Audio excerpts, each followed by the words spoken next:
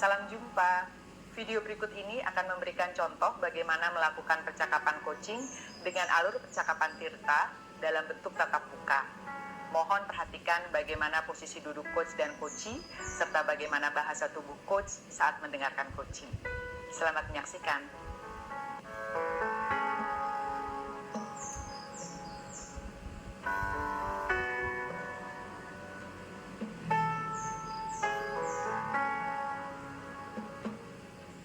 Aira, selamat siang. Siang.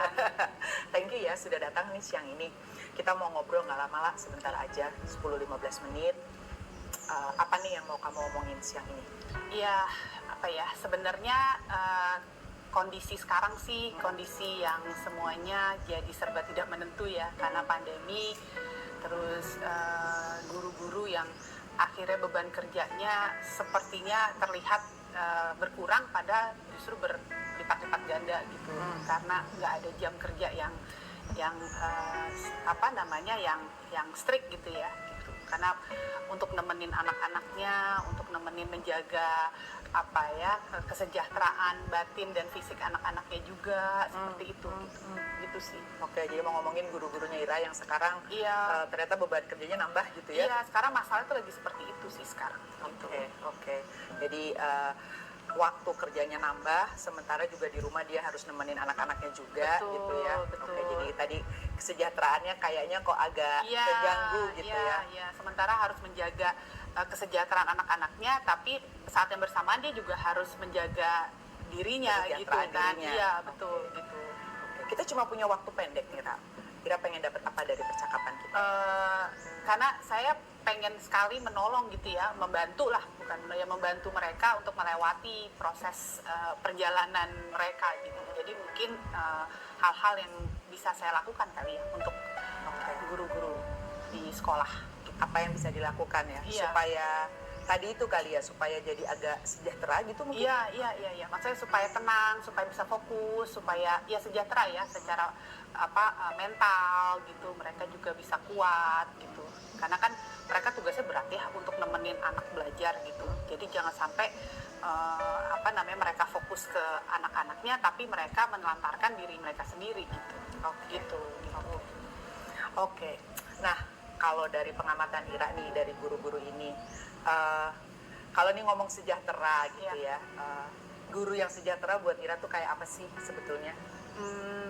Yang sebenarnya dia fokus, satu, dia tahu tujuan dia sebagai guru tuh apa gitu ya, fokus di situ, dan bisa membagi waktunya secara berimbang gitu ya, antara kepentingan pribadinya gitu dengan tuntutan profesionalismenya dia gitu sih. Oke, jadi fokus dan bisa bagi waktu secara berimbang, itu yang idealnya kayak gitu. Iya. Nah, kalau dia sekarang di level itu kita bilang itu 10 gitu ya, Kak ya. Sekarang guru-guru Ira itu Ira nilai ada di step berapa? Beragam ya, ada yang terus terang ada di angka 5, ada yang di angka ya sekitar segitu sih. Maksudnya kayak gitu. Bingung nomor satu, kondisi ada yang tinggal di kos-kosan gitu ya, tidak bisa pulang ke rumah keluarganya, sehingga udah berbulan-bulan tidak bisa keluar gitu, tapi tetap harus menjaga hubungan atau fokus kepada perannya sebagai pendamping belajar. Terus ada juga yang berperan sebagai orang tua gitu ya, yang punya anak. Terus kemudian ada juga yang perannya juga selain guru nemenin belajar, dia juga sebagai anak di rumah gitu ya. Jadi ya banyak juga challenge-nya ya, selain harus ngajar di sekolah. Iya. Nah, kalau ini sekarang di 5. Ira sendiri sebetulnya pengen lihat kalau 10 nih kayaknya sekarang agak susah ya, mengingat bebannya kayak gini agak susah diwujudkan. Kalau tadi dengar cerita Ira pengen lihat paling tidak mereka ada di angka berapa ya secara fokus dan keseimbangan tadi. Dengan kondisi yang seperti ini mungkin di angka 7 udah cukup baik. Udah angka 7? Ya, mungkin ya.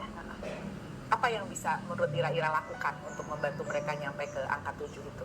Sebenarnya itu yang saya lagi pikirkan sih, apa yang bisa saya lakukan gitu untuk supaya ngebantu mereka, teman-teman guru di sekolah ini gitu.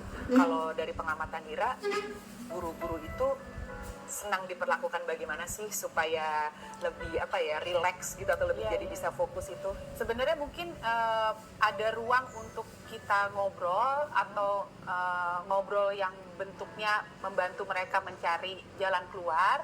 Tapi mungkin ada juga bentuk ngobrol yang emang hubungannya nggak ada hubungan sama kerjaan mungkin. Oke. Jadi kayak ada tempat-tempat atau waktu-waktu yang emang harus disiapkan untuk seperti itu gitu mungkin ya. Gitu. Butuh ada waktu khusus untuk Iya, ngobrol gitu iya, ya? ngobrol yang sifatnya untuk membantu mereka mencarikan jalan keluar dari kebingungannya dan juga mungkin waktu ngobrol untuk hal-hal yang nggak ada hubungannya sama pekerjaan. Oke. Dan kayak ngecek juga gitu apa benar sahabat. Jadi kan 5 itu asumsi ya, gitu, seperti itu. Dan itu gimana Ira ngelihat aku terhadap dua hal tadi, ngobrol untuk membantu mereka dan ngobrol untuk ngobrol ngalor ngidul kali ya, apapun saja yang nggak ada hubungannya sama kerjaan. Gimana Ira melihat bisa melakukan itu, kemungkinan dilakukannya oleh Ira sendiri? Bisa sih, harusnya hanya butuh dikasih apa ya? Ya bisa sebenarnya harusnya gitu. Iya. Mungkin butuh waktu aja kali ya untuk saya meluangkan waktu mungkin gitu. Dalam bayangan Ira waktunya bakal kayak apa nih yang Ira luangkan gitu? Bisa bentuknya satu persatu. Mungkin bisa juga bentuknya bersama-sama ya. Jadi kayak mungkin yang satu persatu itu kayak heart to heart ya, hati ke hati. Kemudian itu tadi mengecek apakah betul ada di posisi mana mereka. Terus kemudian bertanya seperti Mbak Dita sampaikan mau seperti apa. Terus yang mana yang paling mungkin dilakukan dalam waktu dekat, dalam minggu ini gitu misalnya?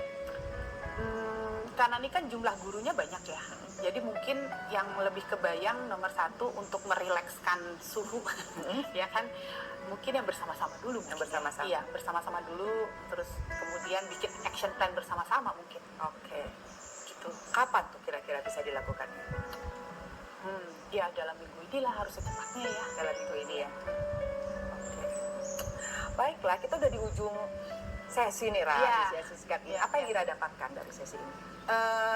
Ya yang saya dapatkan di awal kan saya bingung ya, saya harus bagaimana. Untuk di akhir ini mungkin saya udah tahu lah, saya harus setidak-tidaknya memberikan kontribusi apa gitu kepada teman-teman guru saya itu gitu, yaitu ngumpulin terus kita coba bikin action plan bersama-sama untuk saling membantu satu dengan lainnya gitu. Oke.